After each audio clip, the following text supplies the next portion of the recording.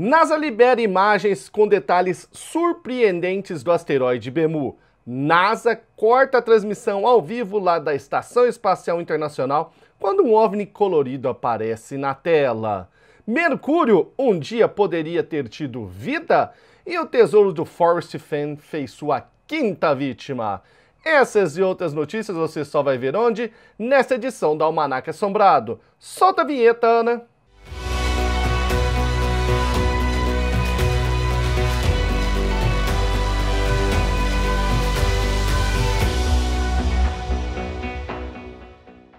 Assombrados, Matheus na área com mais uma edição do Almanaque Assombrado. Este quadro que eu trago sempre de segunda, terça, quarta, quinta e sexta, em algum horário ao longo do dia. Está difícil fazer sempre meio de meio, ainda mais agora com a correria que está acontecendo aqui, as crianças estão em casa, né? Duas, então não tá fácil. Então, mas a gente traz o Almanaque. Se não dá para trazer gravado, a gente traz o ao vivo. Mas estamos aqui com vocês trazendo as notícias mais interessantes da internet que provavelmente você não vai ver passar na sua televisão se você ainda assistir televisão aberta, tá? Isso daqui dificilmente vai passar lá na TV. Certo? Então vamos começar logo, vamos sem enrolação, porque ó, por que as mulheres tendem a viver mais que os homens? Você já reparou que sempre tem muito mais viúvas do que viúvos? O que acontece? Vamos entender aqui analisando o reino animal. Ó. Um novo estudo de mamíferos lançou uma nova luz sobre o motivo pelo qual as fêmeas tendem a sobreviver mais do que os homens. Olha lá. O fato de as mulheres tenderem a viver mais do que nós, os homens, tem sido bem documentado. No entanto, em animais, há uma falha distinta em fazer isso em animais, em escalas de espécies individuais. Agora, um novo estudo, envolvendo uma equipe internacional de cientistas, conseguiu calcular estimativas de mortalidade por idade de uma gama de mais de 100 espécies. E, pasmem, lá no reino animal, as mulheres viviam 18,6% a mais do que os machos. Em nós, os humanos, esse percentual é a metade, 8%. Então, geralmente, as mulheres vivem 8% a mais que os homens, tá? Os seres humanos aqui. E nos animais, isso dobra. As mulheres vivem quase 20% mais, elas vivem 18,6%. Por que isso ocorre? Vamos lá. A chave para entender essa diferença na expectativa de vida está na combinação de fatores ambientais, tá? Extremos sazonais, temperatura alta, temperatura muito baixa, falta de comida e tudo mais, e variações genéticas específicas para o sexo. Um exemplo disso pode ser visto nas ovelhas selvagens, uma espécie nativa da América do Norte. O macho dessa ovelha usa muitos recursos para a competição sexual, para o crescimento de uma grande massa corporal, e aí eles podem ser mais sensíveis a condições ambientais. Então o macho fica com a cabeça tão focada na reprodução que ele precisa competir com outro macho. E no caso dessa ovelha, elas vão criando massa, né? Que é o mais forte, acho que é aquela que dá cabeçada, sabe? Toque! Nossa Senhora! E isso daqui acaba fazendo que o corpo dele ser suscetível a mudanças, por exemplo, sazonais. Ele resolveu fazer um frio muito forte, resolveu dar uma onda de calor. Como ele estava focado só ali na massa muscular, não deve dar certo. Ele vai acabar o quê? Pode sucumbir antes. Então, claramente, a magnitude da diferença na vida útil é devido à interação dessa genética específica do sexo, ao fato de que os homens dedicam mais recursos e funções específicas em comparação às mulheres e às condições ambientais. Então os homens, eles acabam se dedicando muito a um negócio, a uma coisa mais específica, ao invés de pensar em tudo, se preparar, do que as mulheres. E aí isso acaba fazendo a diferença. A pesquisa complementa um estudo anterior que indicou que o cromossomo X extra em mulheres, tá?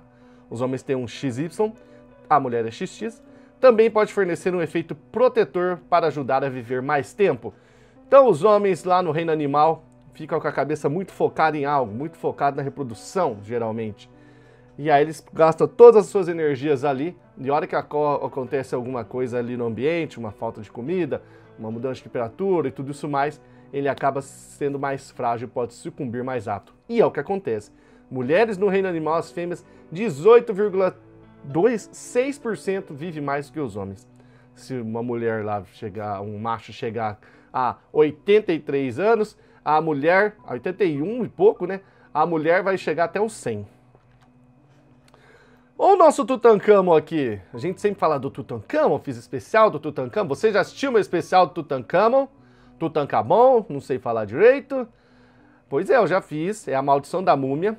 Muito legal, falando da descoberta das pessoas que morreram e tudo mais depois. Mas nós temos o nosso Tutancâmon aqui, é o Senhor de Sipã, que tá no museu muito odoloco, tá? Muito odoloco de doido lá no Peru. Um dos homens mais relevantes do antigo Peru, o dignatário Moche. Moche? Que Moche? A gente só estuda os incas, né, na escola. Astecas, maias e incas. Os incas aqui na América do Sul, Cordilheira dos Andes. Astecas e maias lá na América Central.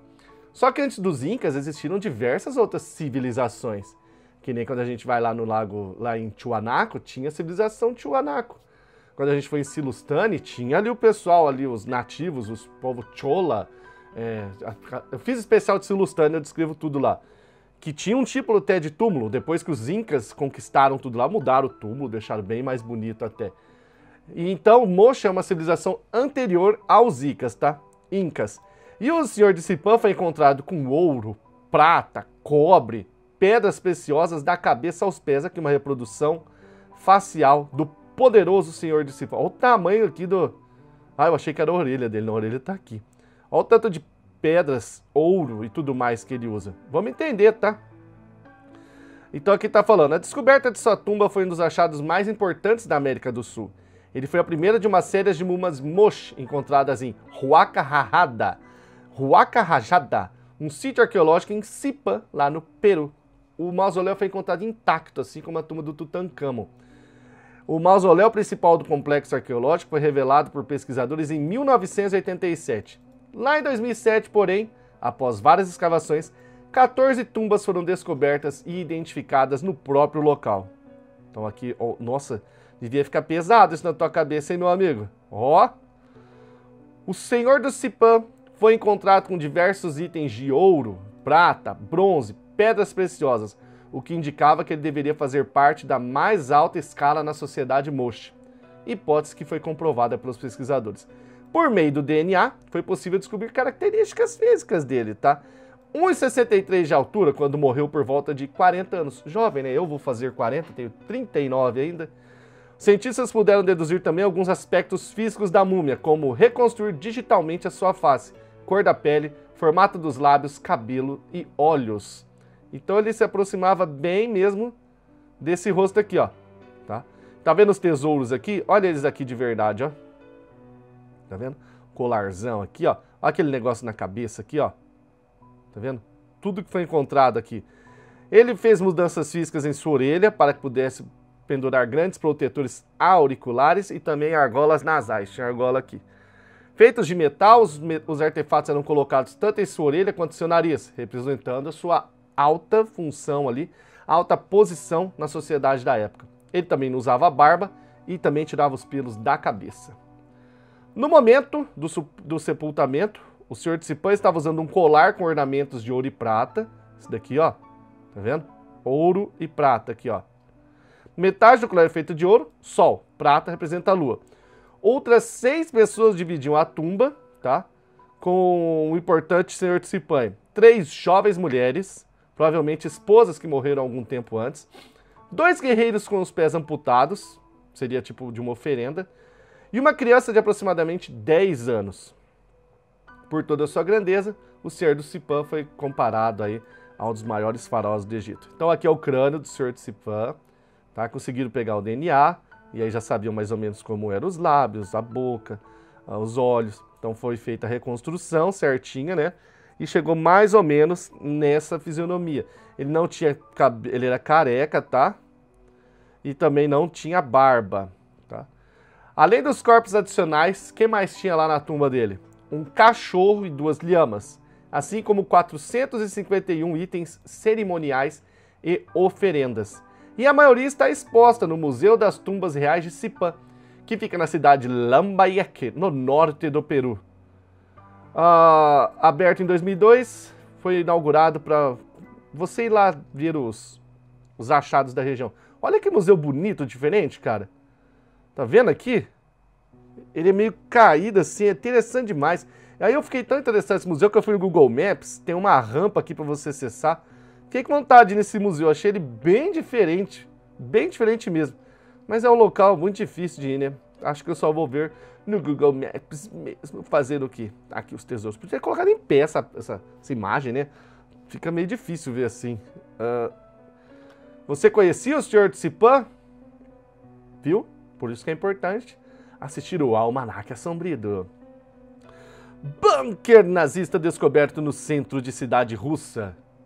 Olha que interessante. Já imaginou você estar fazendo uma obra nessa cidade, um reparo ali na rua, rede de esgoto, quando você descobre um bunker da Segunda Guerra Mundial?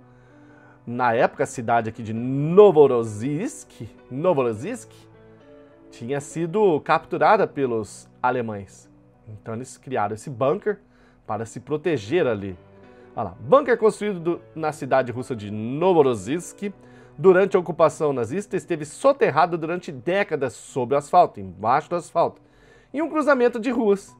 Então aconteceu, o Novorossiysk, que é uma cidade portuária no sul da Rússia, fica ali perto daquela região que a Rússia tomou, né, anexou, onde está um importante porto ali de Sebastopol, tomou da Ucrânia ali, fica do outro lado ali, se você consegue lembrar geograficamente como é que é aquela região. Na costa ali do Mar Negro. Por que é importante para a Rússia ter esse local, que ele tomou da Ucrânia? Porque a parte de cima da Rússia é o Mar Polar, é congelado. Então você consegue escoar ali via marítima por essa região que antigamente a Ucrânia fazia parte da Rússia, mas aí separou, né? E hoje a Ucrânia quer fazer parte da OTAN. Então a Rússia foi lá, financiou para pegar eu esqueci o nome da região completa, mas é onde está Sebastopol ali. Então, porque é muito importante, porque dali você consegue pegar ali o Mediterrâneo e tudo mais. Escavações no terreno para a colocação de encanamentos em um cruzamento de ruas em pleno centro da cidade levaram à descoberta desse bunker. Então olha que interessante. Então vamos cavar aqui para fazer o negócio do encanamento. Quando de repente você olha e vê, uau, tem um negócio aqui embaixo, você vai ver um bunker, cara.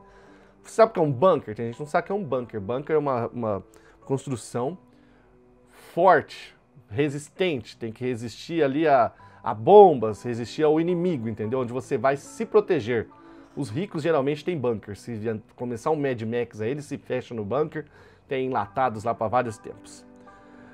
Chamados Holocausto, historiadores estabeleceram que o bunker foi construído durante a ocupação da cidade pelos nazistas, sendo estrutura de concreto armado completamente impermeabilizada.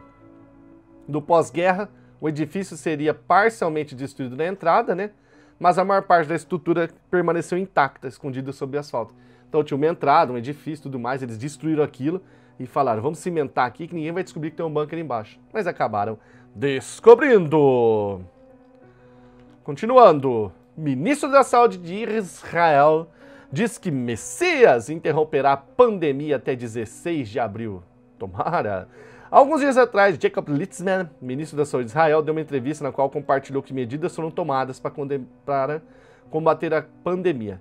Perguntado se Israel permaneceria fechada até 16 de abril, quando é celebrada a Páscoa, o ministro respondeu de maneira inesperada. O ministro tem certeza que até esse momento virá o Messias. Olha o que ele disse. Deus não permita. Oramos e esperamos que o Messias chegue antes da Páscoa, porque este é o tempo da nossa redenção. Estou certo que o Messias virá e nos salvará, assim como Deus nos salvou durante o Êxodo e fomos libertados. O Messias virá e salvará todos nós. Antes disso, o Breaking Israel News, com referência aos rabinos mais famosos, relatou que o Messias já estava em Israel. E agora é questão de apenas quando ele vai se anunciar. Parece que o tempo está chegando, porque o ministro da Saúde é uma pessoa oficial e ele sabe o que está dizendo. Então será que os rabinos já estão dizendo que o Messias está lá? E já vai se revelar. O ministro da Saúde é uma pessoa alta lá também. Está falando que ele vai chegar. Será? Portanto, se os ministros falaram que ele vai vir antes do dia 8 e 16 de abril e interromper a pandemia, eles têm boas razões para isso, tá? Além disso, indiretamente, as palavras dos ministros são confirmadas por rumores dos mais altos círculos dos Estados Unidos of America, onde afirmam que a questão da pandemia será resolvida no final de abril e que vai ter um super boom na economia, né? Que eu também acredito. É o sentido metafórico, né? Que ele falou que o Messias vai vir e tudo mais, não o Jesus de verdade. Mas não deixa de ser interessante trazer isso para vocês. Bennu em detalhes sem precedentes. O que é Bennu, Matheus? É um asteroide bem grandão que a sonda Osiris-Rex está orbitando. Uma sonda da NASA que vai pousar ali, colher a amostra e trazer de volta para o nosso planeta. Então o que eles fizeram? Entre o dia 7 de março e 19 de abril do ano passado, 7 de março e 19 de abril do ano passado, um total de 2.155 imagens foram feitas aí pela Polycam. E essas imagens agora foram unidas, formando esta imagem incrível aqui do Bennu. Olha aqui ele, você pode ver aqui as regiões onde tiveram impacto e a NASA olhou, analisou, por quê? Ela precisou compor esse mosaico para decidir onde pousaria, né? Ali o módulo que vai descer da Osiris-Rex. E é em uma dessas crateras aqui, ó, que vai descer o módulo. Se você tiver curiosidade, deixa eu fechar aqui, quiser ver a imagem em altíssima resolução, tá? Se eu não me engano aqui, a sonda coletou essas imagens de 3 a 5 km acima da superfície do asteroide, e essa é a resolução mais alta na qual um corpo planetário foi mapeado globalmente. Você pode ver o tamanho real do mosaico fazendo download, entendeu? Ou tem até com as coordenadas. Então você faz o download, vai dar pra você passar um tempão. Atenção lá, o rapaz dos olhos de águia, eu acho que é o Scott Warren. Baixa e procura as coisas aí, porque ó, você vai se divertir aqui. Mercúrio poderia ter sustentado a vida... Pera aí, vai, Matheus. Olha, falar que Marte lá já é difícil. Vênus só na atmosfera, mas Mercúrio, aquele planeta lá perto do Sol, onde um lado fica tostando a mais de 427 graus Celsius e do outro lado fica congelando a menos 173 graus Celsius, poderia ter tido vida? Poderia. Nesse momento não, mas pode ter no passado. Vamos ver, ó. Um estudo revelou que a paisagem caótica, vamos focar aqui, ó, rachada e craterada de Mercúrio, que há muito se pensava ser resultado de um antigo impacto de asteroide, pode ter sido formado por voláteis. Que são voláteis? São compostos e elementos capazes de saltar de um estado para o outro, como a água. A água não é líquida? Aí ela pega e vira gelo, que ocupa mais espaço, né, o gelo. Só você botar água numa forminha de gelo, na hora que congela, você vai ver que o gelo é maior. E a água não pode virar vapor? Então isso é um volátil, tá? Então lá em Mercúrio tem uma posição, a superfície é rachada e craterada. Então eles achavam que é impacto de asteroide, né? Mas a sonda Messenger da NASA, nossa, eu falo tanto da NASA, a NASA é foda. Cientistas conseguiram datar o terreno na superfície de Mercúrio e na bacia de Calores e a cratera deixada pelo impacto do asteroide. Ó, uma chave para a descoberta dos voláteis, né, foi a descoberta de que o desenvolvimento dos terrenos caóticos persistiu até aproximadamente 1,8 bilhão de anos atrás. 2 bilhões de anos depois, após a formação da bacia Calores. Isso. Então tinha a bacia Calores. E 2 milhões de anos depois ficou acontecendo ali esses voláteis, esse craterado, rachado, solo e tudo mais. Então eles acreditam que o quê? Observaram que partes da superfície aparentemente caíram, como se algo por baixo tivesse cedido. Isso levou à conclusão de que os voláteis sob e embaixo, né, da superfície do planeta podem ter sido aquecidos por lava e transformados em gás, fazendo com que a superfície se quebre e desmorone. Eles também acreditam que a água poderia ter se formado logo após a superfície. Mas, se um dia houve vida lá, vida unicelular, hoje já não tem, né? Faz muito tempo que aconteceu isso lá em Mercúrio. Mas será que teve? Não vamos ter como saber no momento. Buraco negro gigante no centro da galáxia aumenta sua atividade. Como chama o buraco negro gigante no centro da nossa galáxia? Alguém sabe? O nome é esse, ó. Sabe como ler isso daqui? Sagitário A estrela, tá? Não é asterisco. Sagitário A estrela. De acordo com as descobertas dos pesquisadores, a frequência dos raios mais luminosos e mais energéticos dos raios-x que emanam do Sagitário A estrela desde agosto de 2014 aumentou 3 vezes. Embora essa descoberta seja monumental, ela também levanta questões. Dados adicionais de vários comprimentos de onda são necessários para concluir a persistência desse aumento e obter pistas sobre a fonte dessa atividade sem precedentes do buraco negro supermassivo. O que aconteceu lá para ele emitir 3 vezes mais a esses raios X? Será que caíram, ele devorou algumas estrelas e tudo mais? Olha lá, possíveis explicações para o aumento de explosões brilhantes podem estar associadas à passagem de asteroides, outros corpos celestes ou o disco de acúmulo, que é aquela área ao redor do buraco negro que contém gás, poeira, os detritos, que foram se achatando e giram ao redor do corpo. E é isso aí, o trabalho... Então, o nosso buraco negro lá no centro da galáxia está mais ativo, 3 vezes mais ativo do que lá em 2014 estava, e os cientistas ainda não sabem o porquê. Japão bombardeou o asteroide no espaço profundo. O que encontraram? A Hayabusa 2, que estava orbitando ao redor do Ryugu, bombardeou o asteroide, um peso de 2 quilos ali, abriu uma cratera de 10 metros, a foto aqui. Nisso levantou poeira, você tá vendo a poeira aqui? Poeira aqui, ó. E nesse momento passou a sonda e capturou essa poeira e fez análises. E através dessas análises eles chegaram a algumas conclusões. Então tá lá, o tiro foi um projétil de 2 quilos, a uma velocidade de 2 km por segundo. Rapaz, estava rápido, hein? Nossa senhora! E foi no dia 5 de abril de 2019. O resultado foi a coluna de nuvens e tudo mais. A análise de detritos coletados pela sonda, tá, sugere que a superfície de Ryugu tenha cerca de 8,9 milhões de anos, enquanto outros modelos sugerem que a superfície do asteroide pode ter até 158 milhões de anos. Então o que está acontecendo? Os cientistas dizem que, embora o asteroide seja feito de materiais de até 4,6 bilhões de anos atrás, ele poderia ter se fundido com os restos de outros asteroides quebrados há cerca de 10 milhões de anos.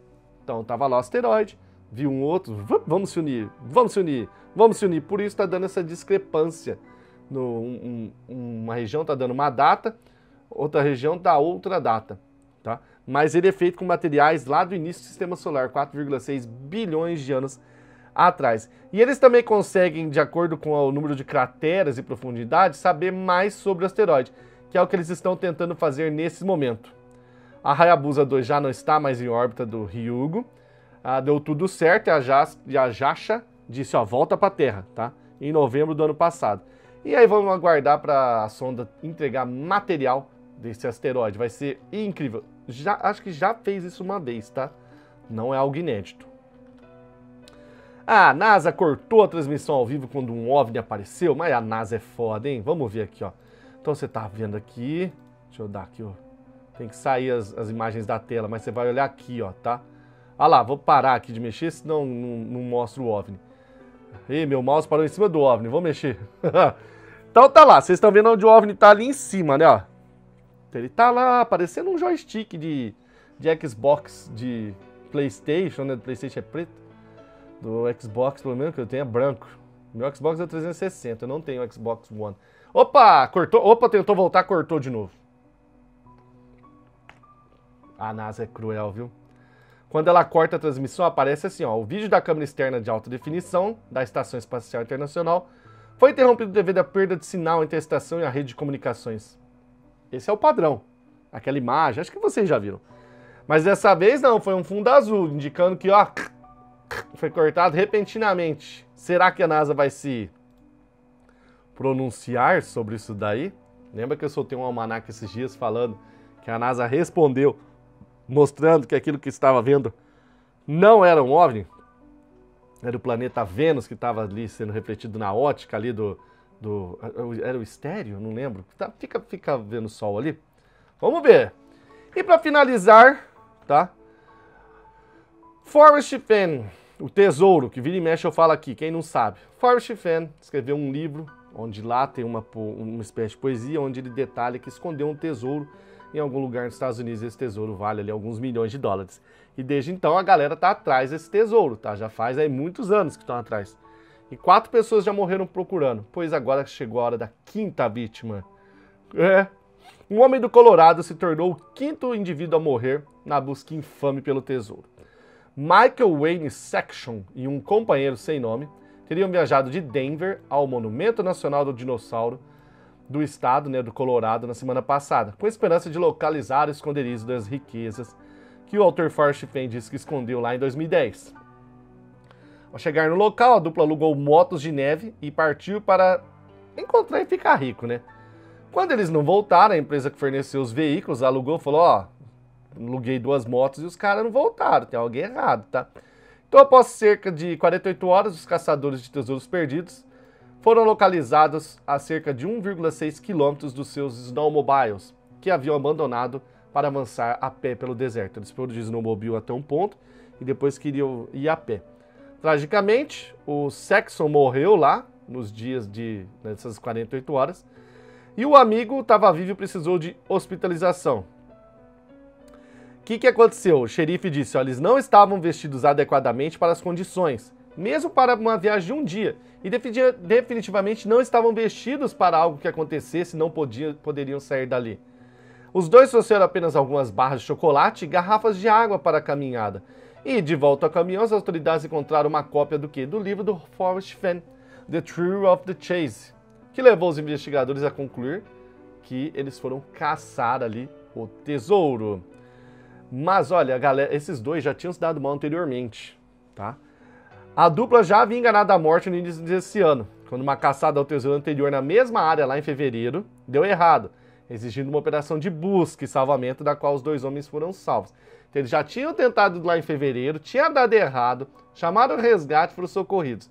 Não contentes, voltaram agora em março, só que dessa vez não deu tanta sorte. O Forrest Fenn deu uma declaração dizendo que o que aconteceu foi trágico, meu coração está partido, minhas orações para os familiares e amigos. Mas a morte dele provavelmente não vai fazer o Forrest Fenn a pôr um ponto final na sua corrida pelo tesouro, porque as outras mortes ele não fez, provavelmente nessa também ele não vai falar, ó, não precisa mais buscar, porque o tesouro está ali, eu já capturei o tesouro. Ok, meus amigos? E esta foi mais uma edição do Almanaque Assombrido. Espero que tenham gostado. Atenção, torne-se membro do canal Assombrado. Tem muito conteúdo voltado para membro. Todo dia sai coisa nova aqui. Tem relato em texto, relato proibidão, notícias proibidoras, relatos revisitados, relato, hora a mais de relato ao vivo com a Ana, nós estamos colocando. Todo dia tem alguma coisa aqui para membros nesse canal. Quem vira membro fala, pô, vale a pena ser membro do canal Assombrado. Assine, você vai ver com os seus próprios olhos, tá?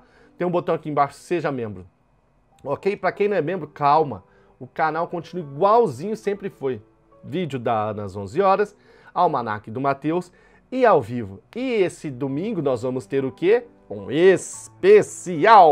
Sim, vamos ter um vídeo especial do Família Smur, aquela assombração que atormentou a família na década de 80. Já tá pronto o especial e quem é membro já tá assistindo, porque eu libero antes os vídeos para os membros. Se não, sai domingo, 12:30. Só aguardar até lá, tá? Fica um trecho aí de membros assombrados, deixa o like, nos vemos no próximo. Bye, bye! Então vamos lá. Começando. Cadê o relato, caramba? Aqui. Eu vou abrir esse aqui que tá maior aqui pra mim. Casa de Ocultismo, vamos lá. Então é esse moço aí que nos conta. Na verdade, quem contou isso pra ele, que mandou o relato, é um outro colega de profissão, ou ex-colega de profissão. Sexta-feira, policial de 54 anos, faltando 3 semanas para se aposentar. Ninguém, na verdade, sabe o porquê desse senhor ser policial. Ele simplesmente não tinha o perfil. Boa alma, odiava ver sangue. Quando encontrava nóia na rua, não prendia ou dava um sacode. Ele conversava e tentava aconselhar, arrumava emprego ou pagava um almoço. Fazia uma compra pro cidadão. Eu já contei esse relato, gente. Deixa só... Porque... Ai, meu Deus, na minha cabeça... Nesse início aqui, alguém já pode me dizer, Ana, você já contou esse relato? Porque daí eu pulo para outro. Porque realmente ele tá anotado aqui como, já para contar só para membros. Não contei, eu não me lembro, porque às vezes vocês se lembram mais do que eu. Contou não. Não contou, eu não lembro. Então beleza, então eu vou continuar. Porque às vezes eu apenas li ele pra mim. Só que aí ele fica na minha cabeça e eu não sei se eu li pra mim ou se eu li pra vocês, sabe? Então, beleza, eu vou continuar. Obrigada, pessoal. Vamos lá. Então, voltando aqui um pouco, quando ele encontrava um nóia na rua, ele não prendia ou dava um sacode. Ele conversava, tentava aconselhar, arrumava emprego ou pagava um almoço pro cara. Fazia uma compra pro cidadão. Resumindo, é um ser humano elevado e bondoso. Voltando para a base, faltando alguns minutos para acabar o seu turno, recebe um chamado de agressão doméstica, a 12 minutos do local onde ele estava. E nesses casos, sabemos que a celeridade no atendimento da ocorrência é primordial para evitar um desastre. Então, não podemos ficar com essa frescura de ai, mas meu turno vai acabar em alguns minutos, sem enrolar. Virou o carro e seguiu junto ao seu parceiro para o local da ocorrência. Já no local, residência de classe média alta, com portão automático, ele escuta alguns gritos. Mas como fora do costume, mas como fora de costume, ou fora do costume, não sei. Mas como acho que fora do costume, eram gritos de homem, não de mulher. Eram gritos de homem, com o portão fechado, se sentindo incapaz de ajudar.